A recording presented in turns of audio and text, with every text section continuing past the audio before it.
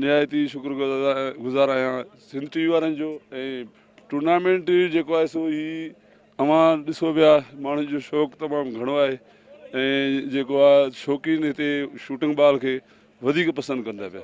Programme जेको all Pakistan volleyball shooting आहे ही पब्लिक जे मुंहिंजे वालिद साहब जे नाले ते ही रांदि मुमियल प्रोग्राम रखियो वियो आहे ऐं पब्लिक जे हवाले सां जेका इंटरटेनमेंट असां कोशिशि कयूं था। मां टाउन कमेटी ठेड़ी जे तरफ़ां जेको ही कोशिशि करे प्रोग्राम असां कयो आहे उन में असांजे शहरनि जो ॾी कंट्रीब्यूशन आहे असां सां गॾु उन्हनि जी तावन कयो आहे। ही हर साल अहिड़ी में ऑल पाकिस्तान जेको आहे वॉलीबॉल शूटिंग जेको आहे प्रोग्राम हर साल लहराईंदासीं।